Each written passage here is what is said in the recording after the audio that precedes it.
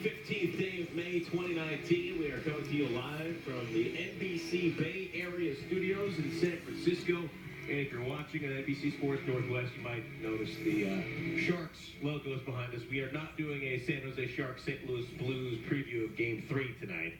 But we will have plenty of tickets for you for Game 4 and for Game 3 coming up on Friday. Every hour at 19 past the hour, caller number 19 is going to win tickets to either Game 3 or Game 4, starting with Rip City Mornings, also the Brian Noe Show, and then we'll have tickets for you for Game 4 on Friday. And that's going to be starting at 6:19, every 19 minutes past the hour. To celebrate the Blazers being back in the Western Conference Finals for the first time in 19 years. 19 years, we will have tickets for you all day on Friday. But we have a lot of stuff to do before we get to Game 4, which is coming up next Monday. Game 3 will be on Saturday at Moda Center. We start with Game 1. We have a lot of things today we'll get to.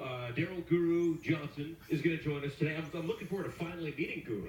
He's got great energy. He's got hot takes. He's a terrific guy, and he's going to come and join us in studio for the entire 4 o'clock hour, which is going to be awesome. Brian Noe's going to join us from Portland at 3:20, so we'll get a chance to break this down. But yeah, Guru he does it the right way, man. He's got a passion for sports. He's a great human being, and he loves basketball. So I think the people in Portland and yourself, you're going to enjoy the conversation. He'll be here for it. Yeah, except for the fact that he's a Cowboys fan, so hopefully we won't get too much into that. Not everybody's perfect, Trav. Yeah. If you're a Cowboy fan, I'll let it slide for Guru. Exactly. All right, Game 1 last night. The final score was ugly, okay? The final score looked really bad. There was a point where the Blazers brought it back to 6, and they ended up losing by 20-plus last night. Your overall thoughts on Game 1?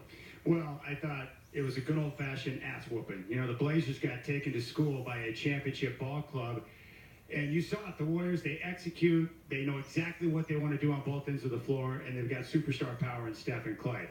That was obvious. I thought for Portland, they didn't look like they were ready for Game 1. The game plan was awful, and I thought the fatigue level from Game 7 against Denver was showing up. C.J. McCollum looked tired, Dame looked tired, and with the amount of pressure they were facing from the Warriors' defense, it was a problem. And then, of course, the mistakes. I think the fatigue. I had a guy call into fifth quarter last night who was a coach, and he said, it always shows up in my youngsters. When they're tired, the things that start to go first are the jump shots, you know, because the legs get tired, Trav, and then, of course, the turnovers. And you saw with the Blazers. I'm not making an excuse. The fatigue was part of a bigger problem. Game plan, a mess. They didn't play well, the turnovers, and the fatigue. And then when you have all of that against the championship ball club in their building, you get the result that you were talking about, 116-94. Well, look, fatigue isn't an excuse. Fatigue is a fact. The Blazers, none of these guys have made it this far, except for Enes Kanter and Rodney Hood, and neither of those guys started on those teams. So they have not had to play the minutes that they're playing right now. The Warriors have been here before. They understand how to play this many games because they've done it for the last 4 seasons. So you can say it and be correct that it's a fatigue factor and not have that be an excuse. That's just a fact.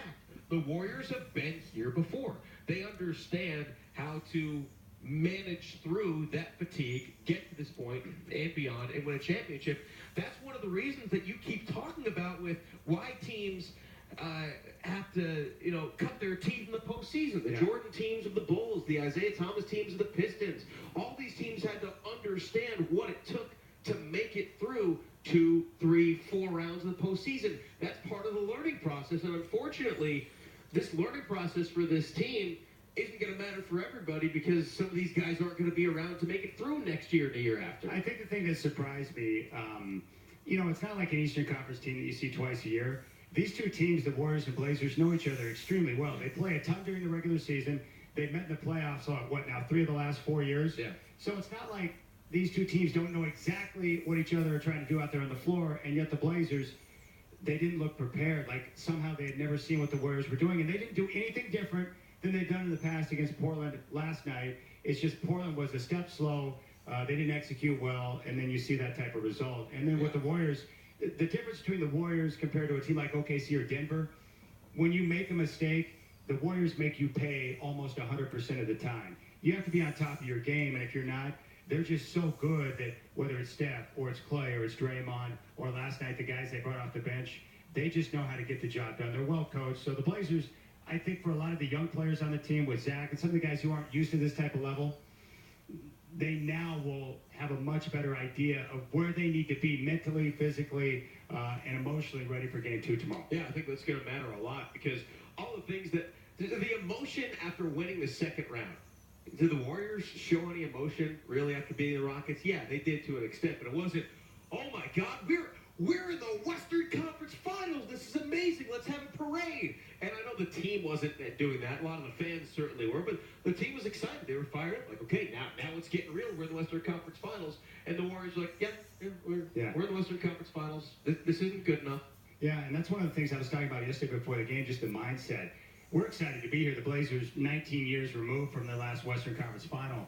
But the Dubs yesterday, the big conversation for the fans, are they going to sweep the Blazers? And I thought last night after the game was very telling.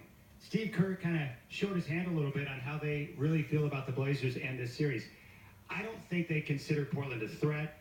I think Houston was that big obstacle for them in the Western Conference because Steve Kerr after the game said, we just feel like this is a series where we can roll out 10 or 11 guys. And that's the nice way of saying, we're going to kick their ass, so I'm going to rest my guys in key spots, and we're probably not going to play Kevin Durant because we need him healthy when we take on either Kawhi or Giannis. Damian Jones, okay? You know when the last time Damian Jones played the basketball game was? How long? December 1st, okay? Pectoral muscle, December 1st against the Pistons. He didn't play again until yesterday. Didn't play against the Clippers. Didn't play against the Rockets. Oh, you know what? We're up by 18 in the fourth quarter. All right, let's get out there. Let's see what you got, kid. He gets out there. Jacob Evans, who's played 2 postseason games, gets out there. They rolled Alfonso McKinney out there for it's big-time playoff minutes last night. Alfonso McKinney is a key part of their rotation. Okay? Do you know who Alfonso McKinney is? Because I don't. Yeah, that's the way I felt. Their bench players who were supposed to be a weakness, they actually schooled us last night. They played good basketball. Quinn Cook made some shots. Josh Jerebko's a veteran who's been around a long time. The threes that Cook made last night were just rip your heart out threes because that guy, at this point, Quinn Cook is going to hit those threes. Well, against that defense, you will. Steve Kerr has confidence in him, but again, it goes to show that when you're not prepared and your game plan is ineffective, that means anyone that steps on the floor can get into a rhythm like we saw last night with the Warriors. Right, and part of it's that uniform. Part of it's that building. It's a different place. It's a different culture. They're used to it. The Blazers are just in the early stages of being a contender. And can they get to the next level? I don't know. I'd like to think so. Other teams that have come and gone haven't. We talked about them last week. The Grizzlies, the Timberwolves, the Nuggets. They had all been to Western Conference Finals one time, and that was it. If the Blazers want to be a team that is a contender for the next 3, 4, 5 years, they need to learn a lot game to game in this series. They need to be better in game 2 than they were in game 1.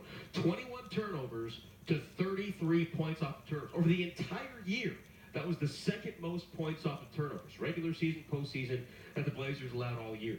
You can't do that and go out and give up 50% shooting while you hit under 40% and expect to even be in the game with Golden State. Yeah, the other thing that jumped out at me too, and the Warriors don't get the credit they deserve for their defense, but they put on a clinic last night for how to blow up a pick and roll.